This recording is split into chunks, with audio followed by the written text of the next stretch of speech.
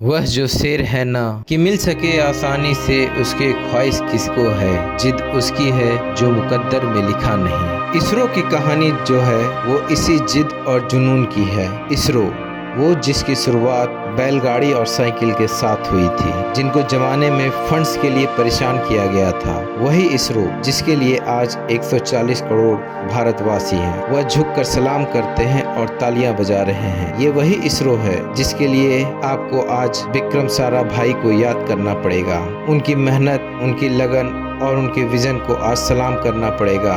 जब आप देश के प्रधानमंत्री नरेंद्र मोदी जी के लिए तालियां बजा रहे थे, उनकी भावुकता को महसूस कर रहे थे, तो आपको पंडित जवाहरलाल नेहरू के विजन को सलाम करना पड़ेगा, जिन्होंने विक्रम साराभाई के साथ मिलकर इस प्रोजेक्ट को आगे बढ़ाया और शुरुआती दौर में उन्हें प्रोत्साहन दिया। वैज्ञानिकों के दिन रात तपस्या करने की जो उनकी आदत है, उसने हमें यहाँ तक आज पहुँचा दिया। ऐसा संभव नहीं होता जब पाकिस्तान, बांग्लादेश, नेपाल में भी लोग जश्न मना रहे हैं। वह खुश है इस बात को लेकर कि पड़ोसी ने यह करके दिखा दिया। हमारे एशिया का नाम जो है वह दुनिया के पटल पर जा रहा है। तो फिर मुझे लगा कि यह कहानी आपको सुनाते हैं, जहां पर साइकिल से यह सफर शुरू हुआ। सन 1962 का वो साल था और अंतरिक्ष अनुसंधान यानी रिसर्च स्पेस जो हमारा आज इसरो है, इसरो की तैयारी जब लोगों ने देखी तो लोगों को लगा कि ये क्या मजाक है। मतलब कोई साइकिल पर, बैलगाड़ी पर सामान लेकर जा रहा है और ये बहुत ही हास्यास्पद। लेकिन विक्रम साराभाई को भरोसा था अपनी टीम को लेकर, कम संसाधनों में इसको बेहतर बनाएंगे और उन्होंने ये कर दिखाया। स्पेस स्टेशन बनाने के बाद 1963 में अपने पहले रॉकेट के लिए लॉन्चिंग तैयार किए थे और उनका नाम था साउंडिंग रॉकेट नायक अपाचे। इसकी लॉन्चिंग की तैयारी थी, साराभाई इसको लीड कर रहे थे। उनके साथ हमारे पूर्व राष्ट्रपति और missile man doctor APJ Abdul Kalam उनके सहायक थे।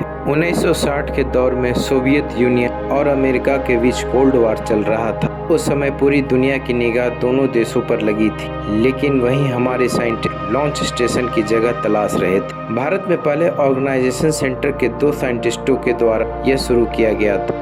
डॉक्टर होमी भाभा जो फादर ऑफ एटॉमिक एनर्जी के नाम से जाने जाते हैं, और डॉक्टर विक्रम साराभाई जिन्होंने 1947 में अहमदाबाद गुजरात में फिजिकल रिसर्च लेबोरेटरीज की स्थापना की। हालांकि स्पेस एक्सपेरिमेंट की शुरुआत कई साइंटिस्ट ने 1920 में ही कर दी थी। इनमें से प्रमुख थे CV रमन, FK मित्रा और मेघनाथ शाह। साराभाई का सपना था कि स्पेस टेक्नोलॉजी का उपयोग भारत के सामाजिक एवं आर्थिक विकास में योगदान करना। डॉक्टर साराभाई और होमी भाभा दोनों वैज्ञानिक प्राइम मिनिस्टर जवाहरलाल नेहरू के पास गए और उनको स्पेस रिसर्च में इन्वेस्टमेंट करने के लिए कन्विंस किया। उनका यह विश्वास था कि स्पेस रिसर्च कम्युनिकेशन, मौसम, कृषि और शिक्षा जैसे क्षेत्रों में बड़ा महत्व रख सकता है। उसी विश्वास के साथ 1962 में Indian national committee for space research INCOSPAR की स्थापना की। साराभाई के प्रयास से नासा भारत को अपना नाइकी अपाचे रॉकेट देने का एग्रीमेंट साइन किया। विक्रम साराभाई भारत का पहला रॉकेट लॉन्च करने के लिए परफेक्ट जगह ढूंढ रहे हैं। फिर काफ़ी खोजबीन करने के बाद उन्होंने केरल के एक गाँव तुम्बा को इस काम के लिए सिलेक्ट किया। अब इस गांव की बात करें तो इस गांव में ऐसी कोई अलग बात नहीं थी, पर इस गांव में एक ऐसी खास बात थी जो इसे दूसरे गांव से अलग बनाती थी। असल में इस गांव में बना सेंट मैरी मैग्नी नाम का एक चर्च बेहद खास था। यह चर्च हमारी पृथ्वी के मैग्नेटिक इक्वेटर पर बना हुआ था। मैग्नेटिक इक्वेटर पृथ्वी पर बनी एक ऐसी काल्पनिक लाइन है जो कि पृथ्वी के उन सभी पॉइंट्स को कनेक्ट करती है जहां से मैग्नेटिक नीडल का एंगल ऑफ डिप 0 होता।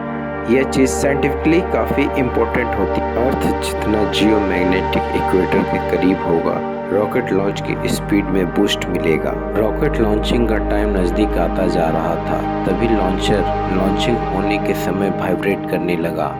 इसे देख साइंटिस्ट परेशान हो गए और उन्हें यह सही करते करते शाम हो गई।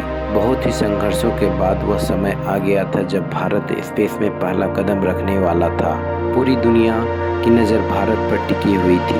21 नवंबर 1963 के ठीक शाम 6:25 पर लॉन्च काउंटडाउन शुरू हुआ और भारत का पहला रॉकेट लॉन्च सक्सेसफुल रहा।